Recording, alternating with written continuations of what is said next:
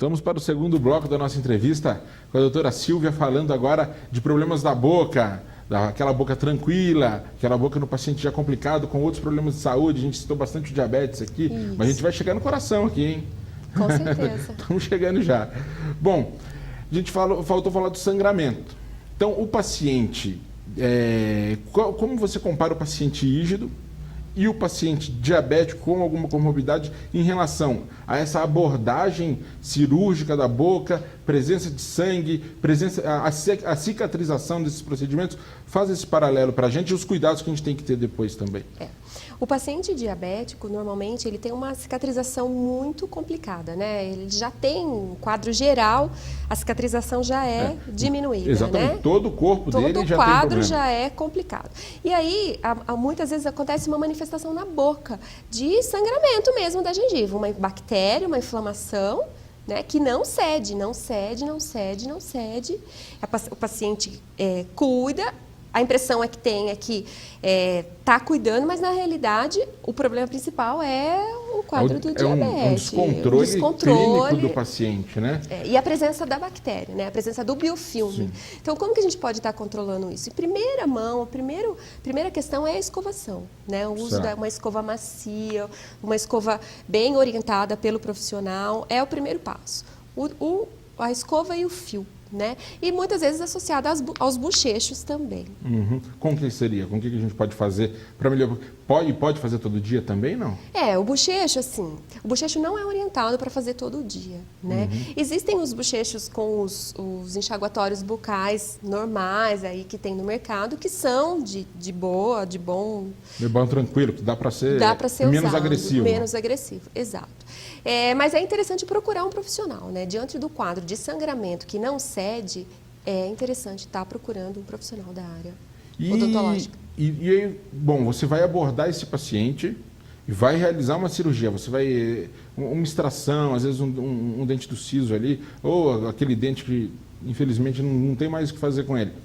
E o paciente é diabético. Como é que é a cicatrização nesse paciente? Como é que é o pós? Porque ele chegou ali sem infecção nesse caso. Sim.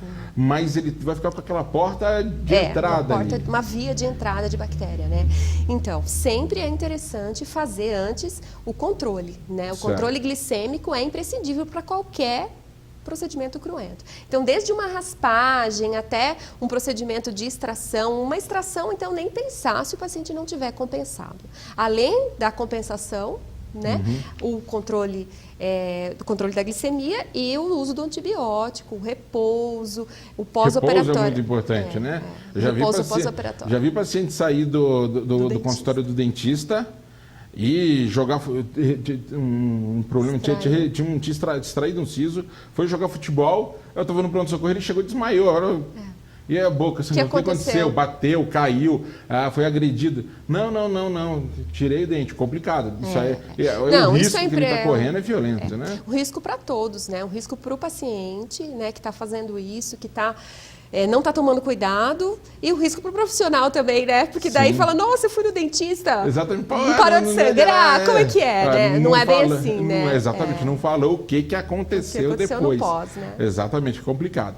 E aí os pacientes podem evoluir com esses abscessos dentários. Sim. Certo? No diabético, isso infelizmente acontece mais. É mais rápido e acontece mais. Né? Bom, como se aborda o abscesso dentário no paciente já complicado? Porque você não pode deixar ali, não tem que fazer. Não. Então é uma situação em que você fala assim, bom, esse paciente tem um problema, ele está descompensado. Aí você pode juntar um monte de coisa. O paciente ele é diabético, ele pode ter problema renal, pode ter problema de vista, pode ter problema cardíaco, mas ele está com abscesso, ele tem que ser abordado, senão não vai solucionar. Como que você mexe então com esse paciente? Que é aquele negócio, então você não tem para onde correr. Tem que fazer e depois controlar. E aí? Muitas vezes ocorre uma drenagem no próprio consultório, outras vezes é caso de atendimento em serviço hospital, de emergência mesmo, em hospital, né? Dependendo da gravidade do abscesso, já tem que ir para o centro cirúrgico, não dá para aguardar mais, né? Principalmente em pacientes que evoluem muito rápido, que são os casos dos comprometidos sistemicamente.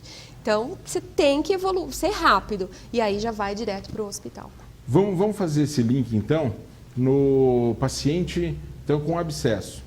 Esse paciente com abscesso, a gente sabe que abscessos dentários são complicados e podem dar problema sistêmico. Então, o paciente ele tem diabetes, ele não cuida direito, infelizmente, ali da boca, não fez a higiene bem feita, está com um probleminha aqui, negligenciou um pouquinho, e aí, de repente, ele começa a ter febre, ele começa a ter um pouquinho de taquicardia. O que pode dar a nível sistêmico, o que pode acarretar no resto do corpo do paciente, só aquela pequena negligência na boca. Conta pra gente, Silvia. É bem grave, né, João? Sim, pode acontecer várias coisas. Pode acometer o coração, né, numa endocardite bacteriana, a bactéria se alojar no coração. Ele pode até fazer uma septicemia com essa infecção.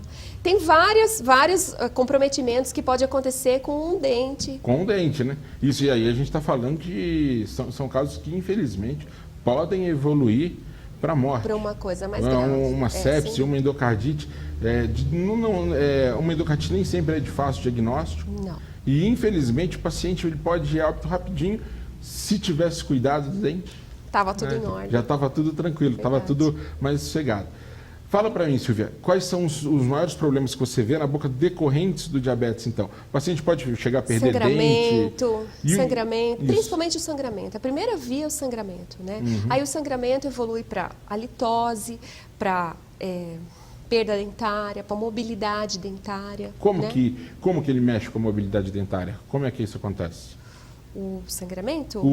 A infecção. A infecção, o geral, a alteração provocada por outra patologia que está... Diante de um biofilme, né, o que seria o biofilme? É a bactéria. É a bactéria com resíduo de alimento, ela vai evoluindo e vai acometendo as estruturas dentárias, né? Vai acometendo o ligamento periodontal e vai se infiltrando ali, e vai ocorrendo uma reabsorção do osso. O osso vai como que comendo o osso mesmo em volta do dente. E a hora que você vê, o dente está solto. Perdeu a sustentação. Né? Perdeu a sustentação, perdeu...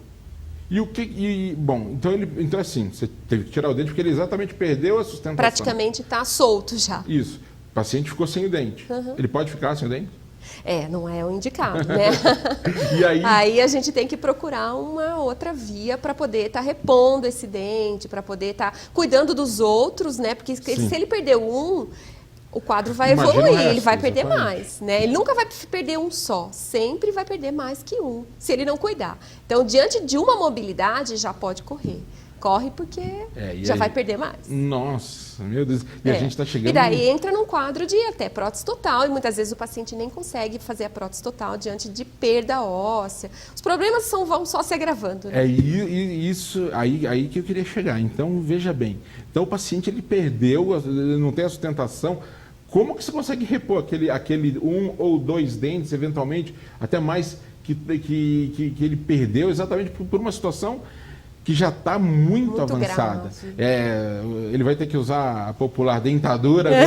Ou ele consegue fazer um implante? Não, hoje em dia a gente tem, né? Hoje em dia existem no mercado os implantes, as próteses removíveis, as próteses fixas. Existe uma infinidade de recursos para estar repondo esse dente. Mas, assim, o importante é ele estar prevenindo. Porque não adianta pôr uma prótese de porcelana linda, né? Diante de um quadro infeccioso, diante da bactéria, diante da problema periodontal. Ele vai perder outros. Então, muitas vezes a gente chega no consultório, né? O paciente vai fazer uma estética, só que está com a base, a estrutura toda comprometida. Então, é como uma casa. Você põe um porcelanato, só que a estrutura está comprometida. O que vai acontecer? Vai cair, né? Vai cair, não vai sustentar. Então, sempre muito importante estar com essas bases em ordem. Né, então, com essa parte estrutural. Não, tranquilo, a gente está chegando no final da entrevista, então eu quero agora trazer para a parte mais tranquila, sossegada, que o nosso telespectador que está lá em casa, nesse momento está pensando assim, minha boca aqui, não, está tudo tranquilo, estou sem dor, estou sem nada. Maravilha, essa entrevista não é para mim, eu não preciso de ir no dentista. Precisa ou não precisa? Precisa. É esse o momento de dentista ou não é? Como é que é isso? Sim, sem dúvida. Todo mundo precisa, né? Na verdade, a cada 4 ou 6 meses é bem interessante fazer um check-up, ver se está tudo em ordem mesmo, se não tem nenhum sangramento, se não tem nenhum foco de cárie, se não tem... Faz uma higienização? Exatamente, faz uma limpeza, popular limpeza, isso, né? Exatamente. Que a gente chama de profilaxia. Coloca o flúor, como é que é? Põe flúor em alguns casos, põe flúor. O flúor tem uma faixa etária que tem a indicação do flúor. Passando uma faixa etária que é de 12 a 13 anos, já não indica mais. Então, certo. o flúor já não tem mais o efeito que não teria na mundo. criança. Então, não é para todo mundo. Exato. E aí o que faz, às vezes, do flúor são as pastas, né? Os dentrifícios fluoretados que a gente usa, que tem no mercado uma infinidade, que fazem, às vezes, do flúor aplicado no consultório. E ele substitui bem? Não é que substitui, né? Na verdade, ele auxilia. O flúor sempre auxilia. Na fase da criança, ele é usado como preventivo mesmo. Ele ajuda muito, porque o esmalte ainda está em formação, o esmalte ainda não está maduro. Na fase adulta, o flúor, ele não interfere. Ele não é que ele não interfere, ele não tem tanta efetividade. Certo. Né? Ele ajuda, mas ele não é imprescindível. Na fase de criança é imprescindível. Certo. E aí, exatamente nessa consultinha do paciente que está aí falando que não, que a minha boca está toda boa. Então, já que é assim, estou vendo a entrevista e me lembrei então que eu tenho que ir no dentista. Aí ele passa lá e é aí que ele pode fazer o diagnóstico, né? Exatamente. E aí prevenir alguma coisa mais complicada no futuro, né? É verdade. Silvia, satisfação ter aqui. Fantástico, viu? Eu que agradeço, João, a oportunidade de estar aqui com os telespectadores. Espero que tenham ajudado em alguma coisa, né? Não, sem dúvida. E deixa anotado que a gente tem que falar de problemas de ATM, aquela cefaleia que o paciente tem, fala assim, eu tenho enxaqueca, essa dor de cabeça eu tenho há muito tempo. Vai ver, tem um probleminha, a boca não está fechando direito. A gente vai conversar sobre isso. A gente vai. A gente volta. O convite está feito. Obrigada, João. Muito obrigada. E eu agradeço a sua presença no nosso programa. Bem-vindo, telespectador da TV Ultiora. E a gente volta numa próxima oportunidade.